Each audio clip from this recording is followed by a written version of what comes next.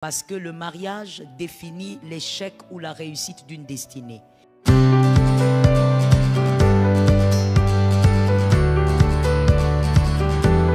Que tu n'as jamais connu ne te manquera jamais. Quand quelque chose te manque, c'est que tu as déjà goûté à autre chose. Si toi tu n'avais pas fait des choses compliquées, que tu t'es arrêté à la vie d'Esther, ou si tu n'as pas pu, tu as fait quelques erreurs et puis tu as dit non, je m'arrête un peu là, Seigneur, rends-moi Esther. Pendant des années, tu as fermé tes jambes jusqu'à ton mariage. Dieu te donne même un X. Tu vas te contenter des X. XL. Tu vas te contenter des XL. Mais toi, tu as vu autre chose. Maintenant, ça devient un problème. Non, il ne me satisfait pas. Ce n'est pas qu'il ne te satisfait pas. Tu n'as pas satisfait ta destinée. À cause de ce que tu as connu. Et c'est la même chose pour les garçons. Ce que tu es en train de faire là, mon frère. Ne va pas dire prochainement que ta femme est frigide. Ne va pas dire dans les années à venir, ma femme est frigide. Pasteur, ma femme, elle est comme un bois. Elle n'est pas comme un bois. C'est toi qui es comme un serpent. Elle n'est pas comme un bois. Tu as connu des choses bizarres. Tu as rencontré. Donnez-moi le nom d'une tribu un peu chaude au Sénégal. Maman Sélégué, toi dis, ils ont honte. Les Sérés. Les Sérés. Vous êtes... Pourquoi vous faites ça? Vous êtes là, non? Tu as connu les femmes de ce côté-là, les Sérés. Sérés, hein? Sérères. Sérères. Les Djola. Moi, j'aime les noms là. Djola. Les Djola. Tu es allé chez les femmes Djola. On t'a Djolo. On t'a Djololisé. Pendant des années, on t'a Djololisé. Maintenant, tu veux te marier, tu veux te ranger, tu as compris que, ah oui, avec le Seigneur, il faut que je me range et tout. Voilà. Tu choisis la petite fille qui ne sait pas Djololiser. Ça devient tout un problème. Non, ma femme est frigide. Elle n'est pas frigide. Tu t'es créé des problèmes. Et derrière ces problèmes, que nous pouvons en rire, peuvent venir beaucoup de problèmes spirituels qui déstabilisent les couples. Je me rappelle, je suis allé dans un pays d'Europe. J'ai demandé, le Seigneur m'avait mis à cœur ça comme ça, que dans cette assemblée, les femmes servantes, peu importe, celles qui servent à l'église, qu'elles viennent, on va prier pour leur foyer. Messieurs, mesdames, sur 20, il y avait au moins 15 qui étaient dans l'adultère. Mais on peut crier, Jésus. Mais peut-être que si on fait ici, ça sera terrible. Parce que l'église locale, c'est l'église locale partout. Oui, il y a les mêmes réalités, les mêmes problèmes. Seulement comme j'avais prêché, les gens se déshabillent dehors. Les gens font semblant quand ils sont dedans. Mais pourquoi? À chaque fois que j'entendais maman Anna, ces femmes, il y a quelque chose qui me faisait mal. C'est que toutes ces femmes, en réalité, c'est peut-être choquant, mais c'est ça. Elles étaient victimes. Victimes de quoi? Victimes d'une réalité dans le mariage qu'elles ne peuvent dire à personne. Femme de, si elle parle, mais c'est un scandale, elle doit se taire, elle doit se museler parce qu'elle protège aussi son mari, la réputation de son mari, alors que leur sexualité est plus que catastrophique. Je te donne un exemple et j'ai fini par là. Prépare tes questions. Imagine-toi l'une d'entre elles. Elle te dit, maman, moi, mon mari, quand je vis avec lui, on n'a aucun problème au fait. C'est un homme, pour être un homme, un père, il est parfait. C'est un père parfait, présent pour ses enfants. Il prie avec ses enfants. Avec moi, c'est un bon mari. Il ne me bat pas jamais, il n'a jamais levé sa main sur moi. Il me respecte, il fait ce qu'il peut faire pour moi. C'est un bon mari. Mais pour le sexe, il me dit qu'il est impossible pour lui de se satisfaire sur le corps d'une femme. Regardez comment se passe son couple, sexuellement. Son mari s'assied, elle s'assied, parce qu'elle m'a dit, j'ai décidé, maman, je ne savais plus quoi faire. Je ne sais même pas si j'ai péché ou pas, mais j'avais décidé d'accompagner mon mari comme ça. On se met devant, oui maman, on se met devant la télé. C'est que les jeunes banalisent là. Je l'ai dit tout à l'heure, j'ai pitié de vous les jeunes. Vous ne savez pas avec quoi vous jouez. Vous ne savez pas avec quoi vous blaguez. comme on vous le dit, quand le pasteur Joël se lève, il dit, sanctifie-toi. Tu as l'impression qu'il te gronde. Tu dis, ah, ces choses-là. Si tu savais, ce n'est pas à cause seulement du ciel. Sur terre, tu vas pleurer. Tu vas pleurer si tu ne fais pas attention. Ils se mettent, l'homme et la femme, la télé allumée. On met la porno. Et l'homme commence. Il ne demande pas à sa femme de le toucher. Non. Ça le dérange. Et la femme, elle est assise là. Oui, maman. Ce sont des choses qui existent dans les milieux des enfants de Dieu. Dans les couples, dans les églises. Mais ça a commencé quelque part. Ça n'a pas commencé là. Ce garçon a commencé à vivre, ce monsieur aujourd'hui. Il a commencé quelque part.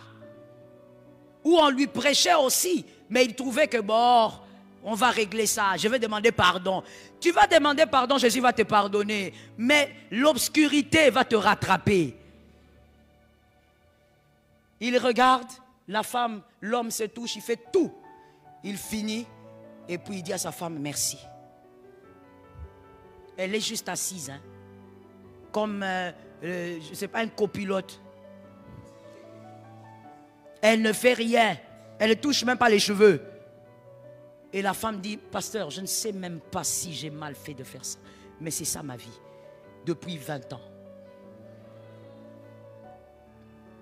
Mais si elle entre à l'église, vous allez bien? Alléluia! Jésus est fidèle. Et toi tu regardes et tu dis, ouh, notre maman est chaude. Si seulement tu savais. Quand je parle avec elle, je lui dis, ça a commencé comment? Et l'homme va lui raconter comment ça a commencé. Avec la vie de l'impudicité.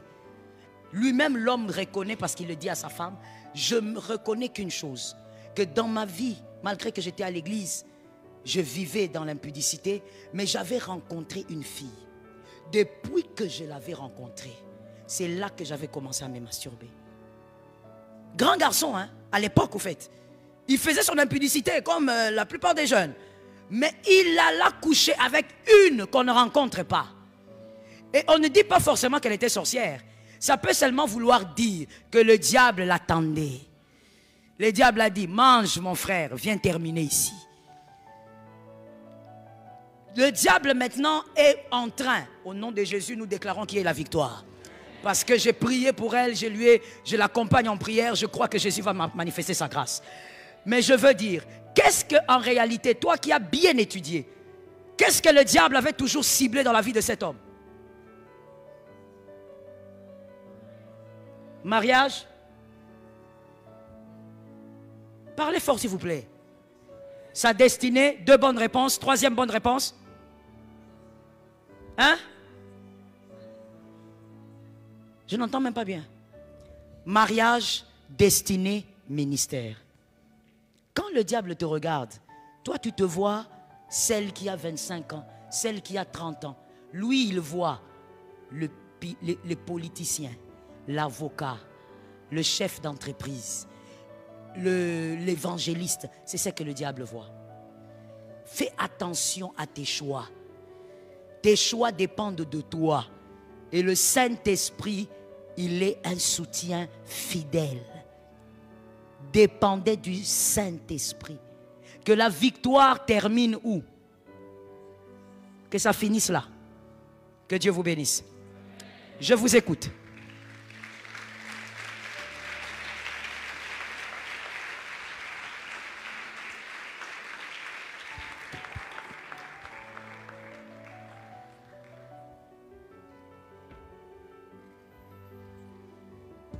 Je vous écoute. On me donne les questions rapidement, s'il vous plaît. Bonjour, pasteur. Bonjour. On va prendre 3 questions parmi celles que vous avez envoyées dans le formulaire. Ensuite, on va passer à 2 questions d'abord au sein de l'Assemblée. Si la com est prête également et qu'elle reçoit des questions en ligne, vous pourrez nous faire parvenir. Et en cas, on reviendra encore dans le formulaire. On est bon? C'est bon? Ok. Non, c'est pas très bon ici.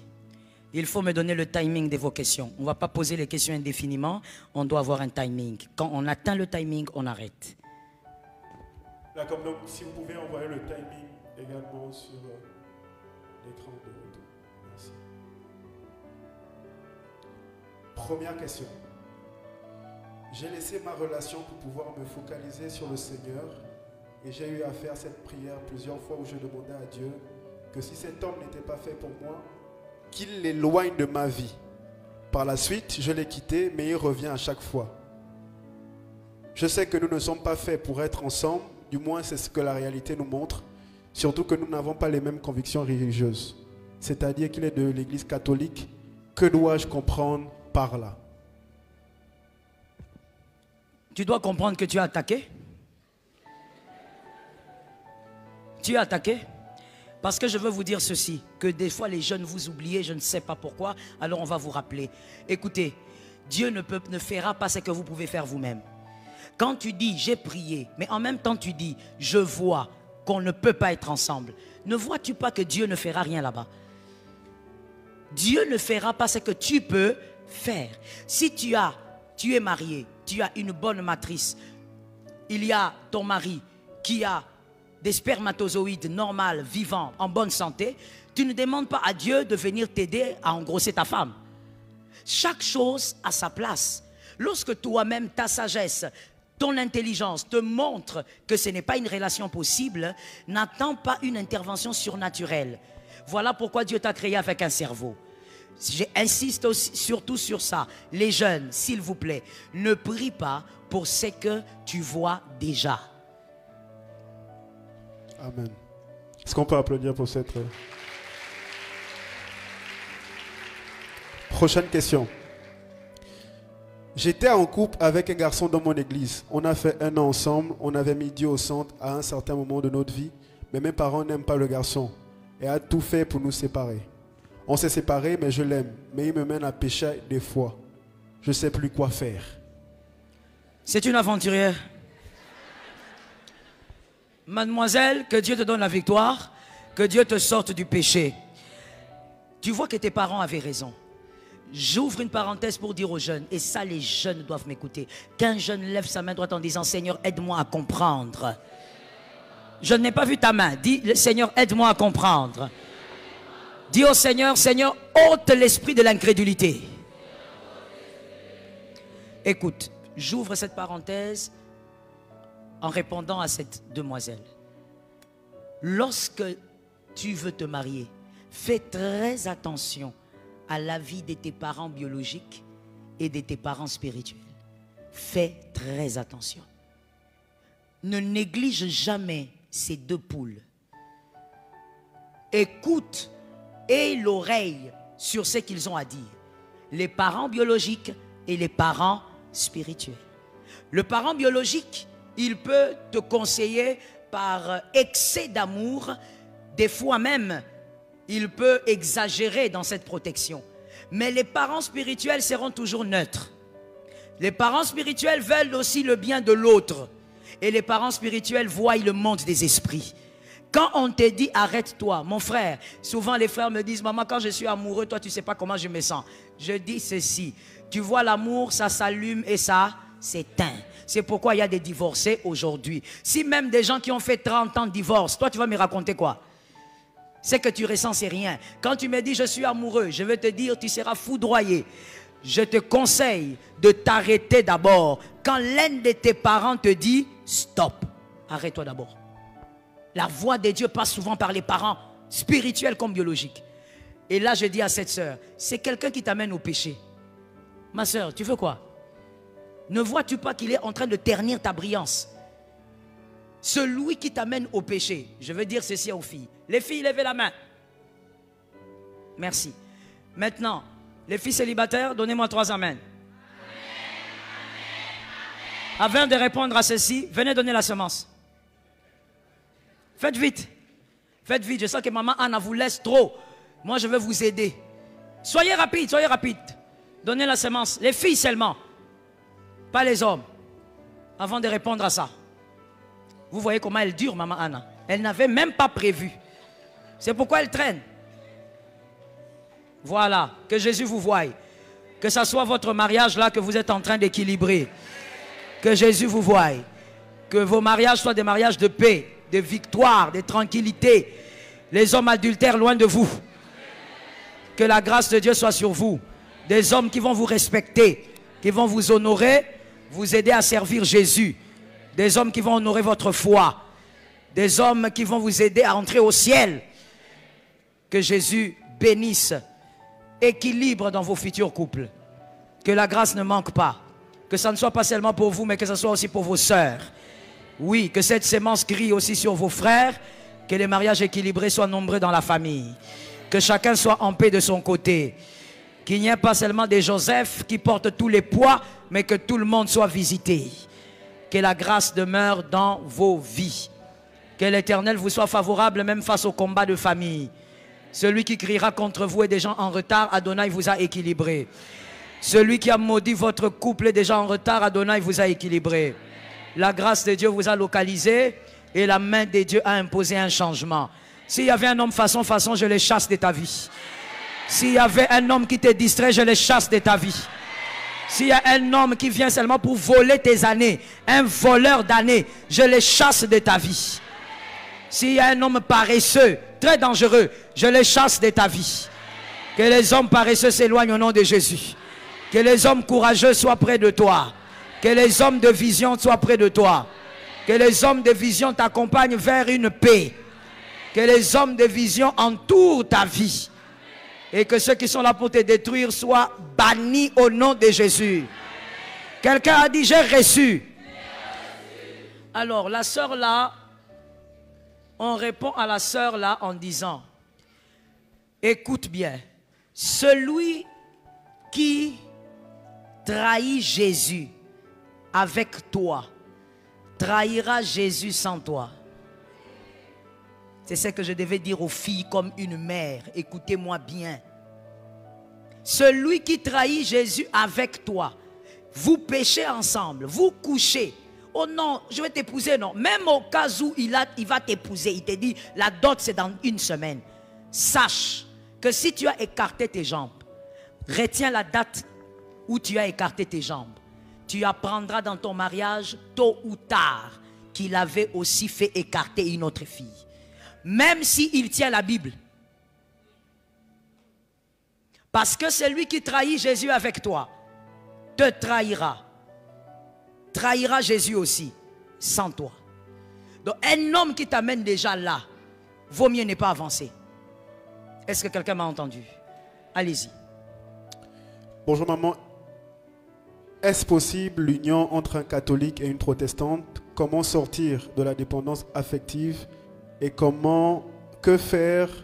Comment sortir d'un état de dépendance extrême au péché sexuel? Vous avez posé combien de questions, mon frère? 3 en 1. Mais pourquoi vous posez 3 questions en une? La première, c'est laquelle? Est-ce que l'union entre un catholique et une protestante est possible? Cette union est très difficile. Pourquoi? Parce que la foi est très essentielle et importante lorsqu'on se marie. Généralement, pour vous, les jeunes, vous ne sentez pas le poids ou l'importance quand vous êtes fiancés. Il y a l'amour, voilà, on s'aime. Vous ne sentez pas l'impact. Mais quand tu te maries, que tu commences à tomber enceinte, c'est là qu'on sent l'impact de la foi. Parce que vos enfants doivent prier quelque part. Vos enfants vont prier qui? Vont prier où? Ta fille aura le chapelet ou n'aura pas le chapelet? Si c'est l'homme, écoutez-moi bien les filles, vous avez raison de déposer la sémence. Parce que les filles seront beaucoup bénies. Oui, par rapport aux hommes, c'est les filles qui ont plus de conseils ce matin. Les filles, toi tu es, écoute-moi bien, tu es désavantagé dans cette histoire. Pourquoi? Parce qu'en te mariant, vous voyez quand vous êtes fiancés, des petites blagues, on s'amuse, on s'aime. Tu ne sens pas trop le poids de la chefferie de l'homme. Parce que ce n'est pas encore ton mari. Mais dès que tu te maries, il devient le chef. Il te dira, mon enfant, c'est le chapelet. Et devant Dieu, il n'a pas tort, il est le chef. C'est écrit. C'est pourquoi c'est en amont qu'on réfléchit quel chef choisir. Ce n'est pas quand tu te maries, comme je le disais hier, et puis tu viens nous donner des versets, n'est-ce pas maman, qu'il est écrit que moi je dois d'abord aimer Dieu. Tu savais ce que tu faisais quand tu choisissais. Lorsque c'est l'homme Qui est le chef? Mademoiselle, fais attention. Parce que c'est la foi de l'homme qui va s'imposer. Est-ce que quelqu'un m'entend? Si tu essayes de résister, tu vas créer un désordre spirituel dans la maison.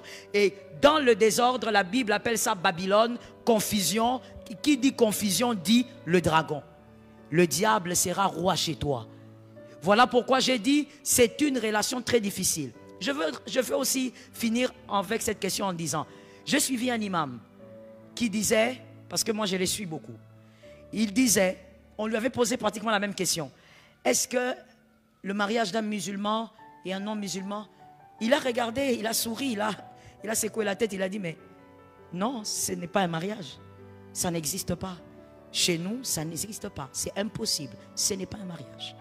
Parce que pour nous, c'est un inconverti. Peu importe la religion, bouddhiste, chrétien, il a répondu clairement. Pourquoi chez eux, ça ne pose pas problème? Pourquoi ça pose problème chez vous, les jeunes chrétiens? Vous savez pourquoi? Parce que vous êtes légers dans tout ce que vous faites. J'ai toujours choqué les gens en disant, ce sont les chrétiens, les personnes les plus légères en termes de principes et de respect face à Dieu. Ce sont les chrétiens. N'est-ce pas, maman? On fait entrer ici 10 musulmans de ton âge, même âge que toi. On les met ici. On attend seulement l'heure de la prière. On sera tous ici choqués. Tous vont sortir pour faire quoi? Ils vont mettre leur tapis. Moi, j'ai voyagé plusieurs fois en avion. Vous voyez un musulman, dès que c'est l'heure, c'est lui d'ailleurs qui est mon horloge. Oui, c'est lui qui est mon horloge. Il prend son petit tapis, il étale. Business class, il étale. En allant vers les États-Unis, il étale. Que tu sois à gauche ministre, que tu sois là-bas, il s'en fout de toi. Il étale, il fait son truc, il fait sur l'allée. Hein. Ça veut dire si on doit aller aux toilettes, on le saute. Il fait sa prière. Et moi, dès que je vois ça, je dis, oh, moi aussi de mon côté, Rabashakayabaya. Hein? Je te dis, il est mon horloge. Ça veut dire que vous voyez, vous les jeunes chrétiens, c'est vous qui prenez tout à la légère. Vous croyez que vous pouvez diluer la vérité à cause de l'amour. La vérité ne se dilue pas. On ne blague pas avec la foi. Tes enfants sont dedans. Que Dieu te soutienne. On va prendre une dernière question ici avant de revenir peut-être. Je suis en couple depuis 4 ans à distance avec un garçon qui vit en France. Mais ce qui me dérange, il me demande à chaque fois des nudes. Si je ne lui envoie pas, il me fait comprendre que je ne lui obéis pas. Il me soutient et il est engagé pour le mariage avec moi. Le mariage est prévu d'ici la fin de cette année. En tant qu'homme, il assure.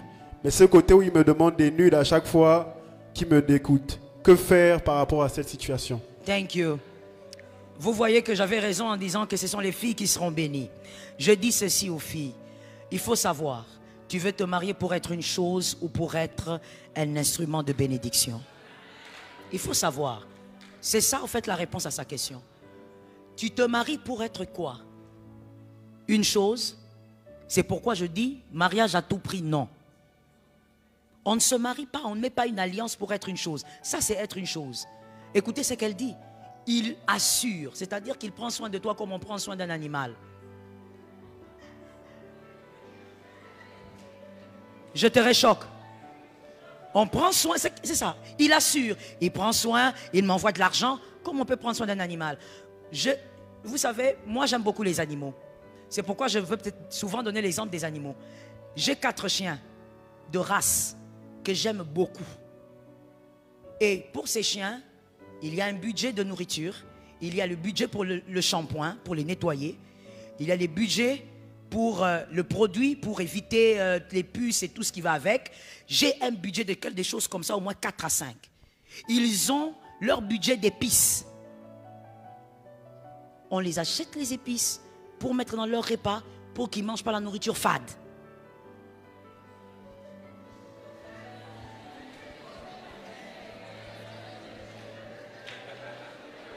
Attendez. Mon garde du corps, lève-toi. C'est mon fils spirituel en même temps. Il est avec moi depuis plus de 7 ans. Il sait ce que j'ai dit. Il y a un témoin ici En dehors du fait qu'on va m'écouter dans le monde. Donc, les gens qui vivent avec moi vont m'écouter. Mais il est là. Il sait ce que j'ai dit. Ah, merci. À chaque fois que je rentre à la maison, après 1 mois et demi, parce que c'est déjà dans ma tête aussi bien chronométré, parce que j'aime pas trop le désordre, à chaque fois, après près un mois et demi, celui qui s'en occupe, qui est aussi l'un de mes fils, vient toujours avec la liste. Maman, la liste est là. De ce qu'il faut acheter, les épices pour les chiens et tout ce qui va avec. Pour dire quoi? Comme on peut prendre soin d'un chien de race, c'est comme ça qu'on prend soin de cette fille. C'est pas ça le mariage. C'est pas ça le mariage. Tu ne vas pas te précipiter à te marier parce que quelqu'un prend soin de toi. Parce que dans le mariage, tu ne seras pas une femme. Tu seras un objet. Il va continuer à prendre soin de toi, mais tu vois les nudes qu'il te demande. Écoute-moi s'il te plaît, jeune fille. Tu vois les nudes qu'il te demande. Nous murmurons, nous chuchotons, mais il y a des filles qui vivent ça ici. Oui, on ne parle pas en ligne, ici. Tu vois les nudes qu'il t'envoie. Tu sais pourquoi il réclame? Ça crée une dépendance. Lorsqu'il va t'épouser, il verra ça de près. Il n'aura plus besoin de ça. Il va chercher une autre. Parce que son problème n'est pas seulement les nudes. Il faut comprendre le fonctionnement de l'addiction. Son problème, ce n'est pas que les nudes. Son problème, c'est quoi? C'est qu'il s'est habitué, il a habitué son cerveau à voir une nudité à distance. Et donc, quand ça sera tout près, il ne sera plus satisfait. Il va chercher d'autres nudes à distance. Est-ce que tu vois dans quoi tu te mets? Le problème avec les jeunes filles, c'est qu'elles ne comprennent pas le mystère de l'addiction. Lorsqu'il y a l'addiction, cette addiction a un fonctionnement.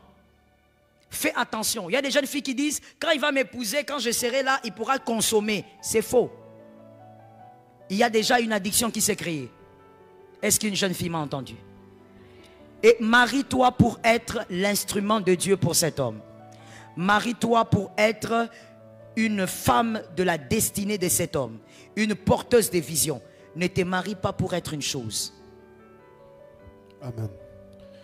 Une question de la salle. Je reconnais d'être adultère et je suis même allé avec des prostituées. Comment tout abandonner? Je n'y arrive pas. Oui, c'est normal. C'est normal. Vous voyez que quand on prêchait, on ne faisait pas des blagues, n'est-ce pas? Voilà. Toi, tu as peut-être ri, mais quand moi je disais que ça se passe dans toutes les églises, tu avais l'impression que je racontais des choses. Je bénis ta question, mon frère.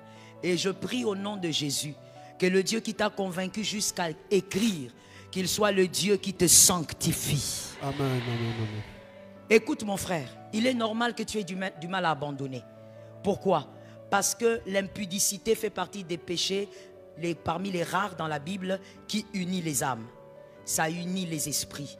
Tu deviens une seule chair avec des êtres. C'est le seul péché. Et donc, pour vaincre ça, au niveau où tu en es, il faut que tu parles, tu confesses auprès d'un homme de Dieu. Mais attention, ça doit être un homme de Dieu, même si nous ne connaissons pas les secrets des vies, mais le Saint-Esprit doit attester que c'est un homme de Dieu qui a vaincu ton combat. C'est très important que tout le monde me regarde, que tout le monde me regarde, que tout le monde me regarde. Regardez maintenant. Vous voyez ça? Qu'est-ce que vous voyez? Non, non, non, qu'est-ce que vous voyez? 5 doigts ici, qu'est-ce que quelqu'un d'autre voit? La paume de la main. Vous voyez ça? Vous l'avez aussi. La paume de la main fait partie des portes du corps. Ça permet de communiquer tout ce qu'il y a à l'intérieur de la personne. Je dis tout ce qu'il y a de spirituel. Quand je vous impose les mains, je vous transmets ce que j'ai. Faites attention. Monsieur, allez voir quelqu'un attesté par le Saint-Esprit qu'il a vaincu la bataille de l'impudicité ou de l'adultère. Puisque vous êtes mariés, confessez. Le péché sexuel, généralement, il y a des exceptions, généralement, on arrive à les briser quand on confesse auprès d'un homme de Dieu. C'est le type de péché qui part seulement si tu le mets à nu. Va voir un homme de Dieu qui a vaincu ce péché, dis-le lui, demande-lui de prier pour toi, il priera pour toi. Et voici la deuxième chose, commence à bloquer toutes les filles en dehors de ta femme. Bloquez. Mettez sur une liste noire, en dehors de vos sœurs évidemment, de vos sœurs biologiques, de l'église, bloquez. C'est une thérapie, on est en train de guérir quelqu'un. C'est comme un médecin te dirait, voilà, prends la cure pendant 6 jours. Il faut respecter certaines disciplines. En dehors de la prière, on l'a dit ici, il n'y avait pas que la grâce sur Esther, il y avait la virginité. En dehors de la prière, il faut une discipline. Et donc, essaye de t'éloigner de toutes ces filles. Si elle t'écrit, tu ne réponds pas, tu bloques. Parce que peut-être tu ne vas pas pouvoir ne pas écrire. Bloque ça. Sois un peu loin de ces filles. Reste avec ta femme, toi-même dans le secret, prie aussi. Mais fouille. Et Dieu te donnera la victoire. Il a vu ton cœur, il te donnera la victoire. Amen. Prochaine question. Est-il possible de redonner une chance à une fille avec qui on cheminait, qui est tombée avec un autre et veut revenir?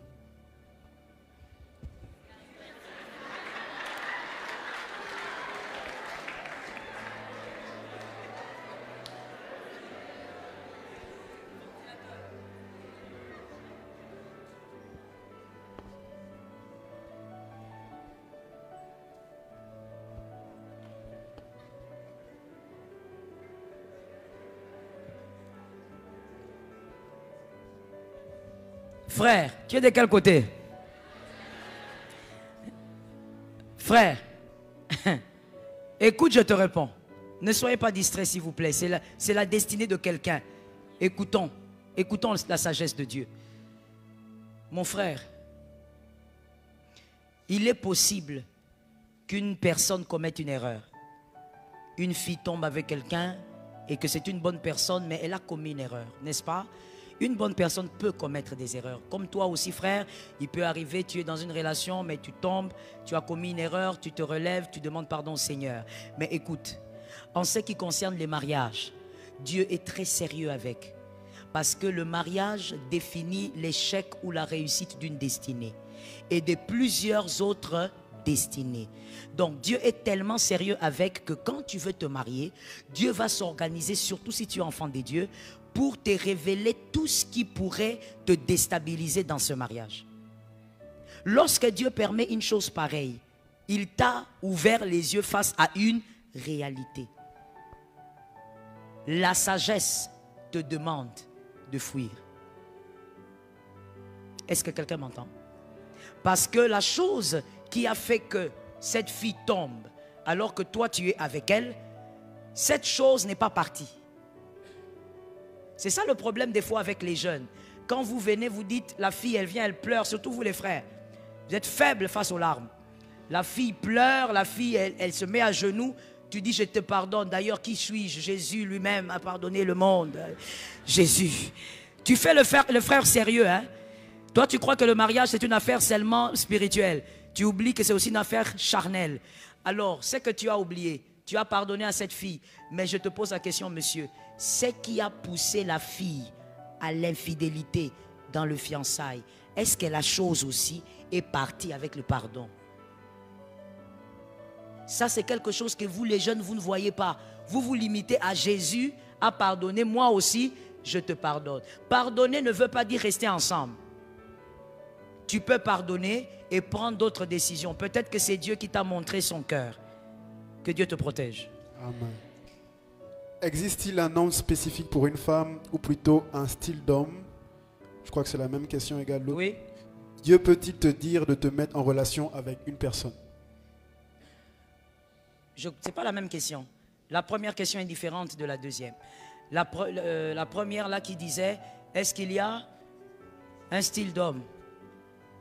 Physique, spirituel ou bien? Personne n'a pas mentionné. Existe-t-il un homme spécifique pour une femme? Moi, je dis que oui. Oui. Est-ce qu'on ne peut pas rentrer dans l'écriture pour qu'on s'entende, n'est-ce pas? Parce que si je dis oui, comme ça, on va dire, bon, c'est la vie du pasteur. Je connais une femme qui a été épousée par un homme, un milliardaire, un multimilliardaire à son époque. Et cette femme-là n'a pas été choisie par hasard. Il y a quelqu'un d'autre qui a dit, envoie-moi une femme qui ferait ça, ça, ça. Il s'agit de qui? Rebecca. Eliezer a dit, si elle fait ça, si elle fait ça, si elle fait ci, c'est la femme que tu as choisie. C'était le matin, c'est-à-dire la plupart des filles venaient puiser l'eau. Et donc, il devait avoir beaucoup de filles. Mais celle-là, Dieu s'est organisé pour qu'elle fasse exactement ce que Eliezer avait demandé. Donc, il y a un type de femme pour un homme et un type de femme pour une femme. C'est comme la fameuse question, est-ce qu'il y a la femme de la destinée? Oh, moi je crois en ça. Il y a la femme de la destinée. Quand Dieu crée une destinée et que la destinée doit être accompagnée d'un homme ou d'une femme, Dieu place forcément quelqu'un qui pourrait accompagner. Est-ce que quelqu'un m'entend bien? C'est comme je l'avais dit, je crois, à Paris, je te le dis aussi. Moi, ce qui me donne la paix dans mon mariage, c'est le fait que j'ai un homme qui me donne la paix. C'est pas qu'il soit prédicateur. Et comme je le disais aussi là-bas, si Dieu pouvait me demander à d'autres moments, est-ce que tu veux qu'on enlève ça? J'ai dit, Seigneur, enlève. Le fait qu'il soit prédicateur. Moi, je pourrais dire au Seigneur, tu peux enlever ça. Parce que ce qui compte pour moi, c'est qu'il soit enfant de Dieu. Et c'est le fait qu'il soit enfant de Dieu qui me donne la paix. Moi, j'ai un mari qui me déstresse. Il me fait beaucoup rire. Et dans ce travail de stress, j'en ai besoin. J'ai un mari qui, même quand je ne me sens pas bien, à cause du stress du travail, quand j'arrive à la maison et que je le trouve, il va me faire rire même s'il m'a énervé. Et d'ailleurs, quand il m'énerve, je m'organise pour me déplacer parce que sinon, il va me faire rire. C'est un peu comme son truc, quoi. Ça veut dire que j'ai quelqu'un qui me donne simplement la paix. C'est tout ce dont on a besoin. On a besoin de la paix. Tu es une femme. Tu es appelé, par exemple, à la prédication de l'évangile, au ministère. Un travail tellement stressant. Et toi, tu crois que tu peux épouser n'importe qui.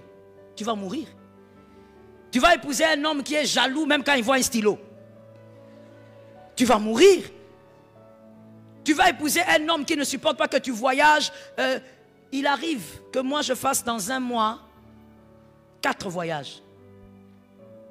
C'est arrivé une fois, j'ai voyagé pour les États-Unis. À l'intérieur des États-Unis, j'ai pris 7 avions en 2 semaines.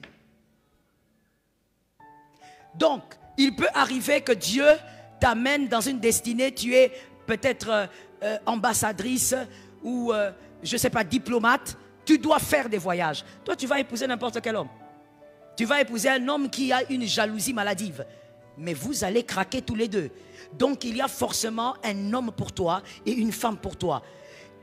Non seulement tu dois demander cette personne au Seigneur, mais sois aussi vigilant. Observe. Dieu ne fera pas tout pour toi. Amen. Dieu peut-il te dire de te mettre en relation avec une personne? Dieu peut te le dire, mais c'est rare. Et même quand Dieu te le dit, Dieu ne te forcera pas. Non, pourquoi? Parce que même Dieu, c'est lui qui a créé les choses. Dieu sait que le mariage est une affaire de 2 cœurs. La prophétie ne crée pas l'amour. C'est pas parce que tu as dit Dieu m'a dit que je commence à t'aimer. D'ailleurs, ce sont des dragues antiques. Arrête. Des dragues anciennes. Arrête avec ces genres de dragues. Même si Dieu t'a dit, ne viens pas dire que Dieu t'a dit.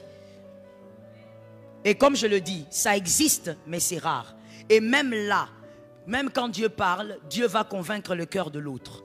Parce que l'amour, dans le mariage, ma soeur, c'est l'amour. Ce n'est pas le parler en langue, c'est l'amour. Il faut aimer. Et quand l'un des cœurs ne peut pas aimer, ce mariage est en danger. Que Dieu te donne la victoire. Conseil que je vais donner aux frères. Les frères, donnez un amen. Amen. Alors les frères, je dis ceci. Si Dieu te parle d'une fille ici, même si je doute quand même, mais bon. Si Dieu te parle d'une fille ici, ce que tu dois faire, ce n'est pas aller dire à la fille. Prie pour que Dieu lui parle aussi. Sois dans ton coin, prie, Seigneur parle lui aussi. Mais pendant que tu pries pour que Dieu lui parle, pendant ce temps-là, toi, si elle est à l'église ou à l'université, ne sois pas très loin. Sois à côté. Ton frère reste là-bas, il faut qu'il soit. Il n'a pas compris le jeu au fait. Sois à côté. Frère, tu as entendu la stratégie? Tu vas rater la femme de la destinée. Il est écrit, tu perdras ton héritage par ta propre faute. C'est une écriture. Donc tu peux avoir un héritage, mais tu perds par ta faute. C'est-à-dire, Dieu t'a parlé que c'est ta femme, mais vous êtes à l'église ou à l'université. Bon, tu dis, Seigneur, parle-lui aussi, parce que moi je ne veux pas sortir pour quelqu'un qui impose le mariage au nom de la Bible. Parle-lui, Seigneur, mais pendant ce temps, tu rôdes tout autour. Bonjour ma soeur, vous allez bien? Tu surveilles les terrains. Juste au cas où il y a un autre lion qui veut passer. Quand il y a un autre lion qui veut passer, tu commences. Ma soeur, tu es une bonne personne, on peut être amis. Mon frère, il faut surveiller les territoires. Donne-moi un amen normal, tu fais semblant. Amen, amen. Le territoire se surveille. Si tu ne surveilles pas le territoire, le mal peut arriver. Est-ce que quelqu'un m'entend? La Bible est claire. Tu peux perdre ton héritage par ta faute. Oh non, Dieu m'avait dit, le pasteur Joël a dit que j'ai pris. Maintenant quand j'ai prié, j'ai vu le frère là, il est venu. Moi je n'étais pas dit seulement prie. J'ai dit surveille le territoire. Parce que l'héritage on peut perdre. Amen. On va prendre quelques questions en ligne. Question sur Facebook. Bonjour maman, j'ai subi un abus quand j'étais plus jeune et au fil du temps j'ai couvert cette douleur.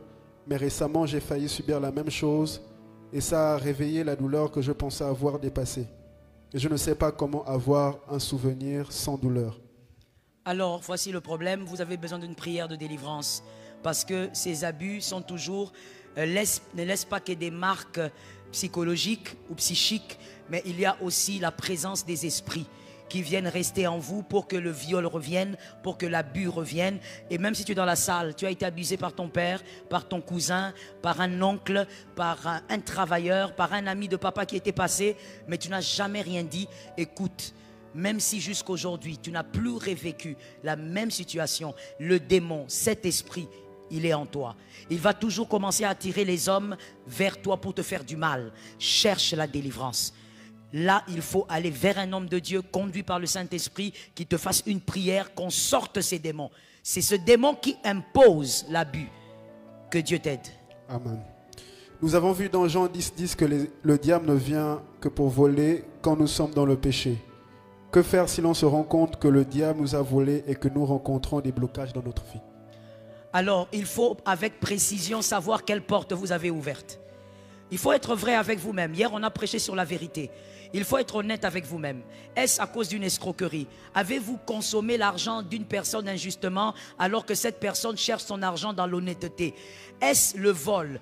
Est-ce que vous avez eu à voler quelque chose il y a des années? J'ai connu une dame qui aujourd'hui c'est une grande dame par la grâce de Dieu dans le monde politique. Elle, avec ses sœurs, elles ont eu du mal à percer dans la vie jusqu'à ce que Dieu les a délivrées de ceci. Que tout le monde m'écoute. Et elles ont eu à découvrir par la prière, parce qu'elles voyaient qu'elles étaient des belles femmes, mais rien n'évoluait dans leur vie. Elles faisaient des études, mais il n'y avait pas d'autre percée. Dieu leur a dit, votre arrière-grand-mère avait volé. Elle avait volé dans un village. Et quand elle avait volé, la personne avait dit, qui a volé? Évidemment, on ne se prononce jamais. La personne avait déclaré les paroles de malédiction en disant, la lignée de la personne qui a volé, toutes les filles ne se marieront pas. Elles auront tout, sauf la stabilité dans le mariage. La grand-mère avait volé. Donc, c'est pour dire que ça peut ne pas être l'impudicité. Ça peut être le vol, ça peut être quelque chose. Cherchez quelle est la porte. Lorsque vous trouverez la porte spirituelle qui cherche à vous détruire, fermez-la en déclarant l'onction de Dieu. Et la Bible dit, l'onction brise le joug. Amen. Ma question est celle-ci. J'étais en relation avec un homme.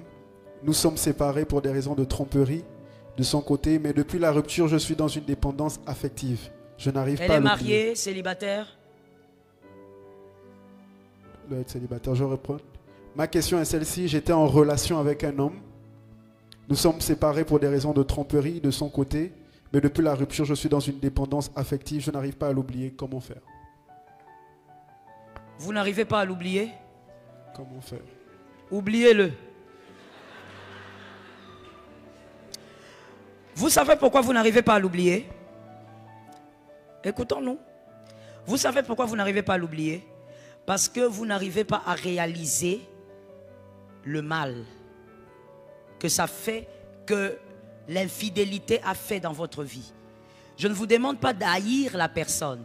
Je vous demande de réaliser le mal, la gravité du mal. Lorsqu'on réalise la gravité du mal, on ne souffre pas pour passer à autre chose. Mais il peut aussi avoir une autre réalité. C'est que ces garçons ont créé en vous, mademoiselle, une dépendance affective. Il y a des garçons très toxiques comme ça. Ce ne sont pas les bons garçons. Ils sont toxiques. C'est-à-dire quoi? C'est-à-dire que quand il est dans ta vie, il s'organise pour que tu abandonnes la plupart des choses et qu'il soit le centre. Quand il est dans ta vie, il s'organise pour que Tu dépends de lui même dans tout ce que tu fais. Sa voix commence à peser plus que toute autre chose. Ce sont des garçons toxiques. C'est un garçon qui prépare son terrain. Lorsqu'il te quitte, c'est toi qui vas courir derrière lui. Parce qu'il a déjà créé cette dépendance, justement, affective. Pourquoi c'est très facile auprès des femmes? Il est écrit, femmes, soyez, hommes. Donne-moi une écriture où c'est écrit que la femme doit aimer son mari. Pourquoi la Bible ne demande pas à une femme d'aimer? Elle a été créée pour aimer. C'est pourquoi l'homme, il existe des hommes qui ont une dépendance affective, mais c'est rare. C'est plus facile de créer ce mal auprès d'une femme, parce que la femme est née avec de l'amour. Mademoiselle, avant d'arriver à cette étape, fais attention à ce garçon qui élimine tout le monde pour être le centre. Faites attention, il est toxique. Et vous, mademoiselle, à ce niveau-là, ce que vous devez faire, c'est décider de vivre sans cet homme. Tout part de la décision. Pendant que toi, tu souffres, tu veux le voir, lui, il est avec une autre. Les filles, levez la main. Lève bien. Tu es transgenre? Les filles, on est dans un monde compliqué, peut-être que... Les filles, répétez après moi. Pendant que moi j'ai mal. Je ne vous entends pas. Pendant que moi j'ai mal. Lui, il embrasse une autre fille.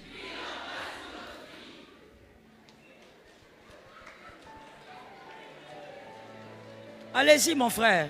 Vous êtes dépassé? Amen. Amen. J'ai été abusé sexuellement. Je rappelle qu'on est à la fin de notre... On se tourne vers la fin de notre tour de questions-réponses. J'ai été abusé sexuellement de 8 ans jusqu'à mes 10 ans par un cousin du côté de mon père qui vivait avec nous. J'étais incapable de dire cela à mes parents qui ne sont plus aujourd'hui, donc ils sont décédés. J'ai jusqu'à aujourd'hui l'impression que ce que j'ai vécu a une conséquence sur mes relations. Devant les gens, il se comporte comme si de rien n'était. J'essaye de m'éloigner de lui tant que je peux. Que faire? Jusqu'aujourd'hui. Jusqu'aujourd'hui. Parce qu'elle dit, elle essaye de s'éloigner. Donc jusqu'aujourd'hui, il menace. J'ai jusqu'aujourd'hui l'impression que ce que j'ai vécu a une conséquence sur mes relations. Devant les gens, il se comporte comme si de rien n'était. J'essaye de m'éloigner de lui tant que je peux. Que faire? Tu sais, je veux te répondre, ça va te faire un peu mal, ma fille, mais c'est ça la vérité. Devant les gens, il ne fait pas semblant en fait. Seulement, il ne te calcule pas. C'est un homme méchant qui, pour lui, ça a été le sexe. C'est tout. C'est pas qu'il fait semblant. C'est pas comme s'il ne te voit pas. Mais non, seulement dans sa tête, il ne te calcule pas. Pour toi, ça a été un événement horrible. Pour lui, c'est un détail. C'est ça la vérité. Donc, c'est pas comme s'il faisait des efforts pour avoir un autre visage. Pas du tout. Pour lui, c'est un détail. Pour lui, il ne le compte même pas dans le palmarès de sa sexualité. Malheureusement, il y a des gens diaboliques comme ça. Alors, voici ce que je veux te dire. Comme j'ai répondu à une autre ici, c'est tout un esprit. Quand on vous viole, quand on abuse de vous, même quand vous avez des attouchements, votre papa vous a touché, votre cousin vous a touché. Il y a même des grandes tantes aussi, des fois quand elles viennent à la maison, elles touchent les neveux. Elle vous a, votre première érection, c'était avec une vieille tante qui venait à la maison. Vous devez savoir que c'est un esprit qui se place en vous. Et vous avez raison, mademoiselle, ça va influencer votre vie, vos relations avec les fiancés, les couples. Ça va influencer sérieusement. Ce que vous devez faire, comme on l'avait dit, allez d'abord chercher la prière de délivrance. Vous avez besoin d'une délivrance. On ne dit pas, vous avez besoin d'aller parler à un pasteur et puis il vous dit, alléluia, Jésus est avec vous. Non. Vous avez besoin qu'on vous impose les mains, qu'on chasse ces démons-là. Cet esprit est venu s'asseoir pour rester. Il doit déménager. Voilà pourquoi vous avez aussi l'impression, mademoiselle, que c'est comme si vous avez l'impression que la chose est toujours avec vous. Même quand vous êtes seul, vous avez l'impression que cette atmosphère d'abus est avec vous. Parce que c'est tout un esprit. Il faut la délivrance. Avant le mariage, s'il vous plaît, je le dis à tous les garçons qui sont ici, qui ont été abusés, Parce que ce que les gens ne savent pas, c'est que beaucoup de garçons aussi ont été abusés. Les garçons qui sont ici, vous avez été abusés. 3 ans, 2 ans. Je connais un garçon qui a été abusé par leur bonne. La maman avait confiance à cette fille-là. La fille venait, c'était une petite fille. Elle avait moins de 20 ans à l'époque. Mais quand elle venait, le garçon était bébé. Elle commençait déjà à sucer le pénis du bébé. Oui, jusqu'à ce que l'enfant a eu 7 ans, 8 ans. Elle continuait, le garçon de 8 ans voyait ça. Et la bonne, elle disait au garçon, tu sais, toi tu es mon ami, on a commencé depuis longtemps. Et c'est cette fille, au fait, qui, je ne sais même pas comment le dire, mais c'est par cette bonne que le garçon a connu la sexualité, à 8 ans. Donc, il y a des réalités, maman, telles que nous sommes assis ici. L'habit ne fait pas le moine. Donc, c'est pour dire que si tu as été abusé, garçon, fille, ne te marie pas comme ça, s'il te plaît. C'est un grand danger, tu transportes des choses. Tu dois aller voir des hommes de Dieu poussés par l'esprit, qu'on te fasse la délivrance. Sinon, l'esprit qui est en toi va contrôler ton mariage. Il peut même créer la frigidité. Il peut créer l'impuissance auprès du mari que toi tu épouses qui était bien. Oui, les démons font ça.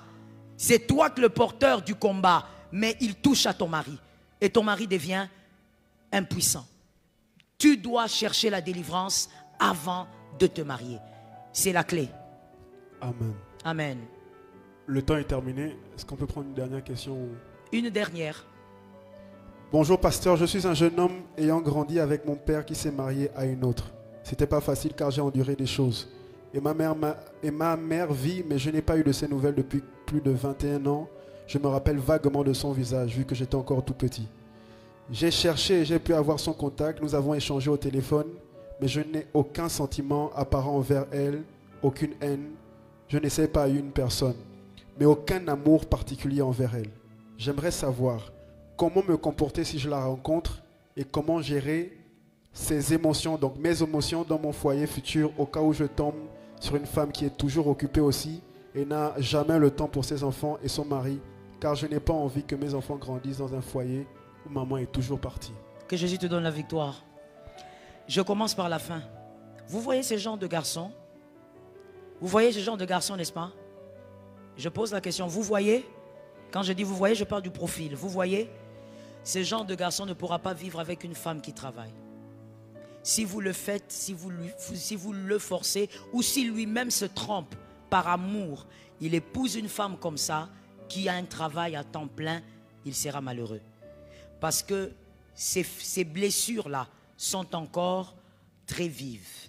Et ça peut toujours se réouvrir dans le mariage. Dès qu'il va voir sa femme faire quelque chose, au détriment de ses enfants, il se rappellera de sa mère.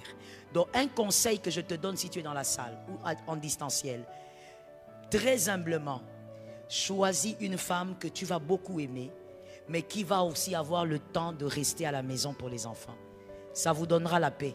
Sinon, ça va réouvrir les blessures et il y aura beaucoup de conflits dans votre mariage, même si c'est une bonne femme. C'était un conseil. Je viens maintenant pour répondre face à maman. Le fake love n'est pas bien. Tu n'as pas besoin de faire semblant. C'est normal que tu ne ressentes pas l'amour, ce n'est pas elle qui s'est occupée de toi.